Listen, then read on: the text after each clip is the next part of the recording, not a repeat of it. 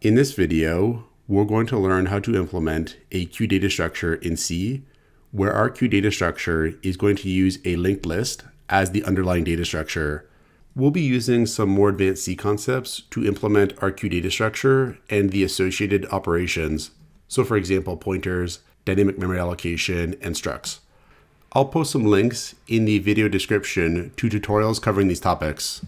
So a data structure is basically a way of managing, storing, and organizing information, and a queue is a type of data structure. A queue data structure stores data in a linear first in, first out order. So it works like a grocery store line. For example, if we had the values 4, 5, and 6 in a queue, we could have 4 at the front, then 5, then 6 at the back. So this would be a queue where 4 would be the head or the front of the queue, and 6 would be the tail or the back of the queue. Now, just like a grocery store line, a queue follows a first in, first out order. So the elements of the queue form a linear list. And if we were to insert a new element onto the queue, it would become the new tail of the queue. So for example, if we were to insert the element 7, 7 would go here, and it would become the new tail of the queue. We call this operation enqueuing. And when an element is removed from the queue, it's going to come off the head of the queue. So for example, if we were to remove an element from this queue, 4 here at the head would be removed, and 5 would become the new head of our queue. We call this operation dequeuing. So just like the customers in a line at a grocery store are going to be served in the same order that they entered the line, the elements of a queue are going to be dequeued in the same order that they were enqueued onto the queue. Now there's also one more operation that a queue typically supports. So a queue will also typically support a peek operation, which allows us to view the value at the head of the queue without actually removing the element from the queue. We could say the size of a queue is the number of elements on the queue, and we could say that a queue is empty if there's no elements on the queue. We could also implement these operations. Now a linked list is going to be a natural way to implement a queue.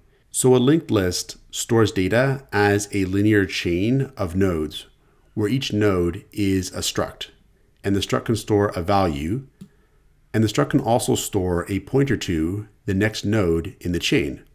We can use this to represent our queue.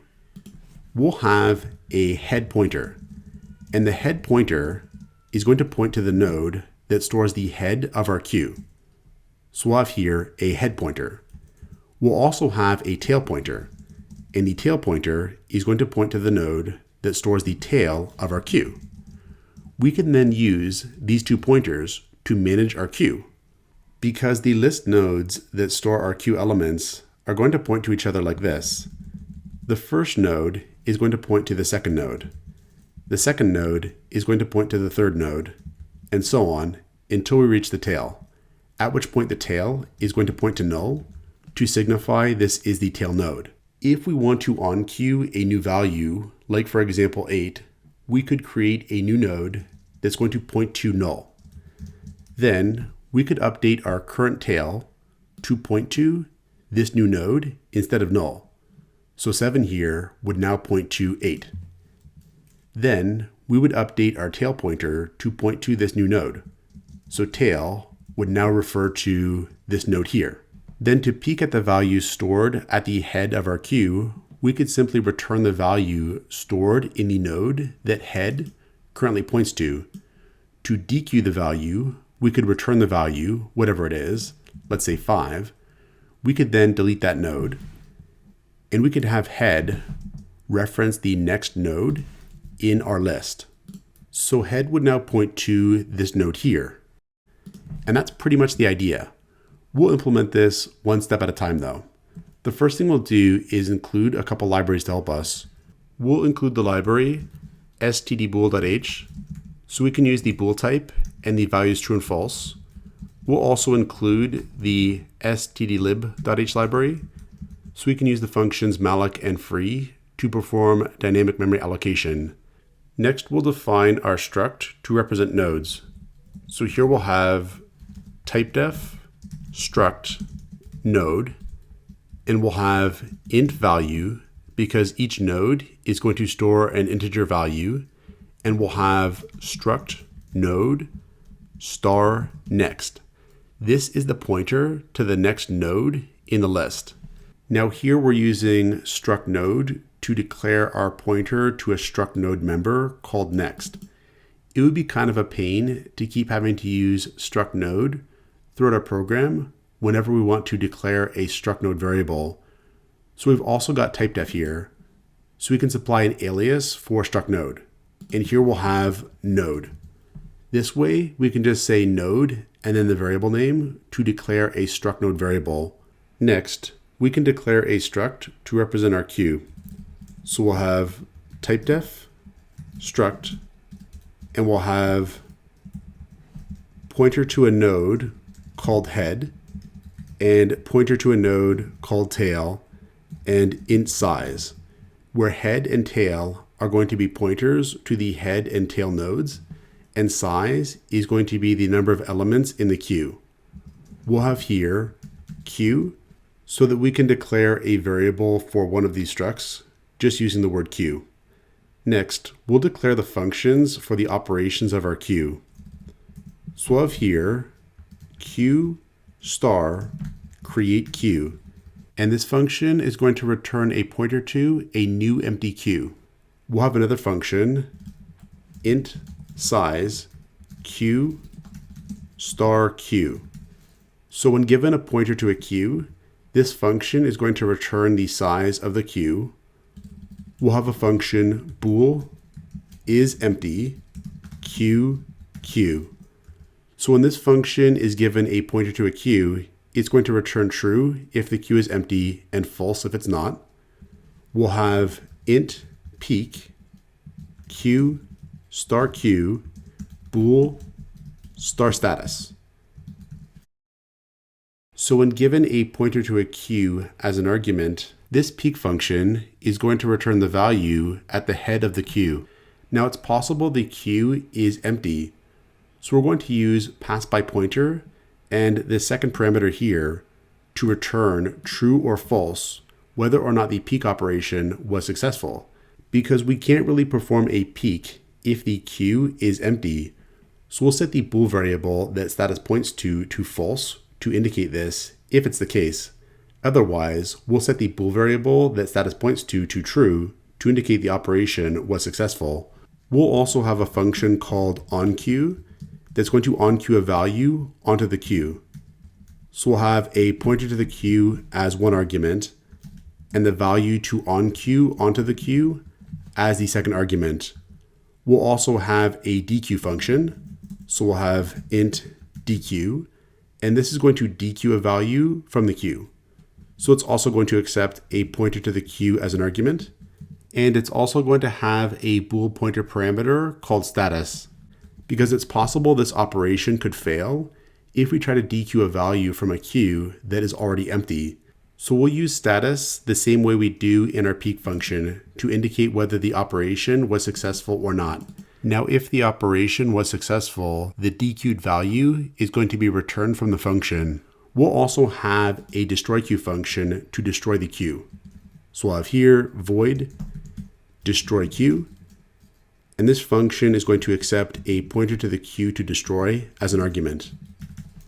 So now we can implement all of these functions.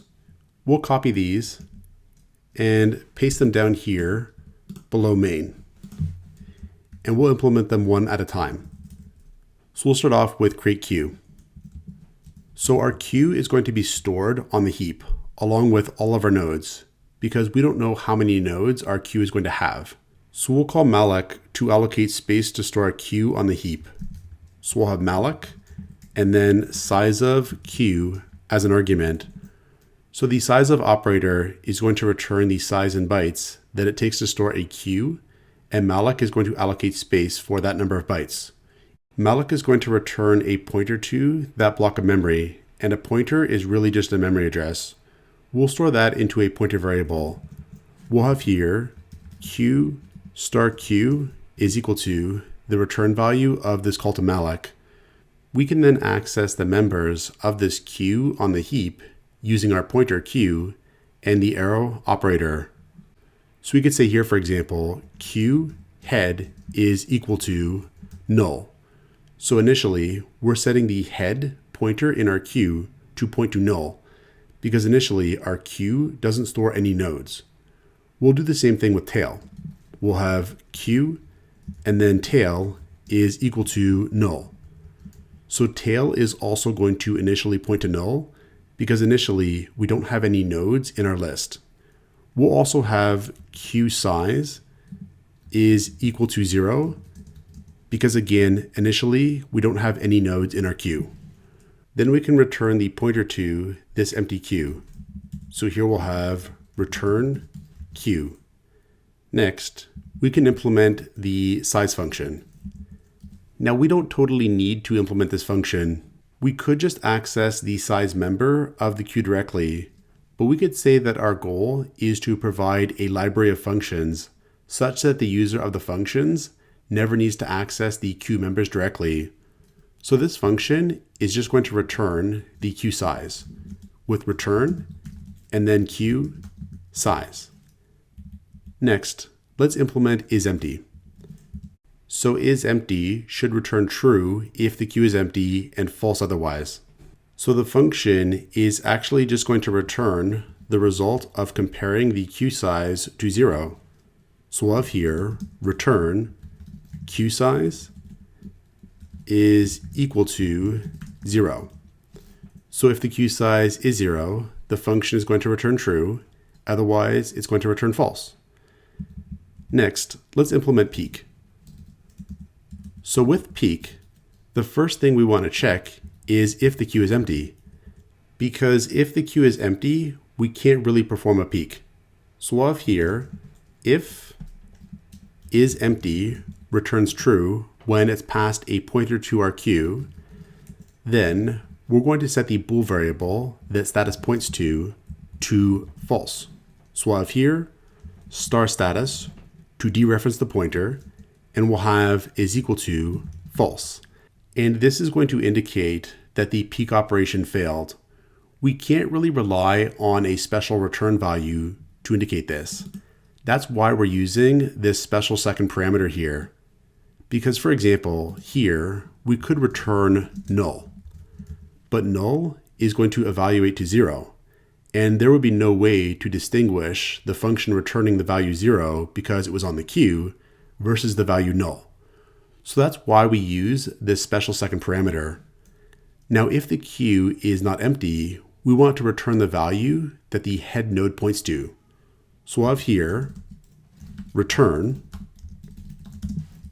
and we'll have queue and then head to access the head node, and then value to return that value. We'll also set the variable that status points to true. So we'll have status is equal to true. Next, we'll implement the onqueue operation. So onqueue is going to create a node with this value, and that's the first thing we'll do.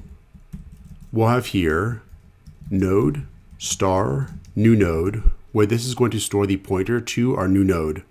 We'll use malloc to allocate space for this new node. We'll have malloc and then size of node to allocate enough space to store a node. Then we need to set this node's value to the value provided to the function as an argument. So we'll have here new node value is equal to value. Then this node is going to go on the tail of our list. So we're going to set next to point to null. So we'll have new node next is equal to null. And this is going to indicate that this is the tail node. Then we need to update the current tail node to have it point to this node. So here we'll have queue and then tail next is going to point to this new node. And so here we're updating the node that tail currently points to. And we're saying set its next member to point to this new node, because this new node is now the tail. Now we also need to update the tail pointer of the queue, because now this new node is the tail. So we'll have here Q tail is equal to new node. Then we can also increment the size of the queue. So we'll have here queue and then size plus plus to recognize that our queue is now storing one more element. Now there is one special case that we need to worry about. If our queue is empty, then there's no real tail node yet. We can't really set tail next to this next node because tail is actually going to be a pointer to null. Remember, when we first created our queue, we set tail and head both to null. So in the case that the queue is empty, what we want to do is actually have both head and tail point to this new node because it's going to be the only node in our queue. So we'll handle that special case. We'll have here if is empty returns true when passed a pointer to our queue. Then we'll have QHead is going to point to this new node, and we'll have QTail is going to point to this new node. Otherwise, we'll do this. Otherwise, we'll have the current tail point to this new node, and we'll update the tail pointer. And this should do it. So next we'll implement the dequeue function. So down here, we'll implement dequeue, and just like the peek operation, we can't dequeue a value from an empty queue. So the first thing we'll do in the function is use the isEmpty function to check if the queue is empty. And if the queue is empty, we're going to dereference the status pointer to set the bool variable that status is pointing to the value false. We'll again also return null in the case that the queue is empty. Otherwise, we are going to be able to dequeue the value. So we'll dereference status, and we'll set the bool variable that status points to true in this case. Now to dequeue the value at the head of the queue, we need to do two things. On the one hand, we need to return the value. On the other hand, we also need to delete the node that stores the value. So for example, if we have the value 5 stored at the head of our queue, we want to return that value, and we also want to delete the node that stores that value. If we delete the node, then we would lose the value. So what we'll need to do is first actually store the value into a temporary variable. Then we can safely delete the node without losing it. So that's what we'll do. We'll have here int value is equal to q head and value. Then we can return the value, and in between, that's where we're going to actually delete the node that stores the value. Now we'll want to set the queue's head pointer to the next node in the list. So we'll want to do this. Q head is now equal to the current head's next member to have the queue's head pointer point to the next node in the list. Now we need to delete the old head node that head was originally pointing to. If we delete that node first, then we can't use the next member of that node to access the next node in the list. But if here we actually set head to point to the next node in the list, then we're going to lose our pointer to that old head node that we want to delete. So we'll declare a pointer variable called old head that's going to be a pointer to a node, and we'll have it point to the old head of the queue before making the change. Then, after we've used that old head node here, we can then free old head. We can also decrement the size of the queue to acknowledge that we now have one less element in the queue. So here we'll have queue size minus minus. Now we also have a special case again, where if the size of the queue is 1 when we perform this delete operation, that means we no longer have any elements in our queue. In that case, we want head and tail to both point to null again. We'll handle that special case. We'll have here, if the queue size is equal to 1, then we'll set queue head to point to null and queue tail to point to null. Otherwise, we'll set the QHead to point to the next node in the list. And this should do it for the dequeue function. Now we can implement the destroy queue function. So down here, we'll implement destroy queue. And technically speaking, we could use the dequeue function to help us here. We could call the dequeue function until the queue is empty, because each time we call the dequeue function, it's going to delete a node. Then we could free the actual queue itself. The dequeue function does involve some overhead though. It's going to be simpler if we just do it all in this function. So we'll do that. We'll declare a node pointer variable called current node, and we'll set it to point to the current head of the queue. We're going to use this pointer variable to traverse the list that stores the values of our queue. So what that means is we're going to have current node point to each node in the list one at a time. And each time we're going to free that node. So we'll have here, while the current node doesn't equal null. Once the current node does equal null, that means we've reached the tail of the list. Then in the loop body, we'll set current node equal to current node next. So what we're doing here is updating current node. We're going to have current node point to the next node in the list as given by current node next.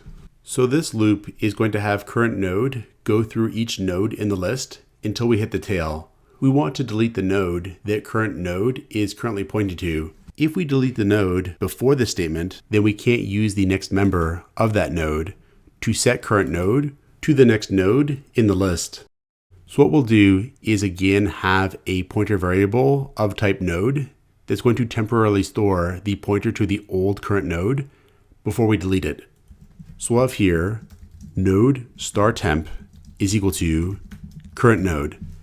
Then we can use the current node, and then down here we'll free temp with free temp to free that old current node. So this loop is going to delete all of the nodes in the queue. The last thing to do is to delete the actual queue itself. We'll do that here with free and then queue, which is going to free the block of memory for the actual queue struct on the heap. Now we can test all of these functions in main. So in main, we'll first declare a queue pointer variable, and that's going to point to our actual queue on the heap.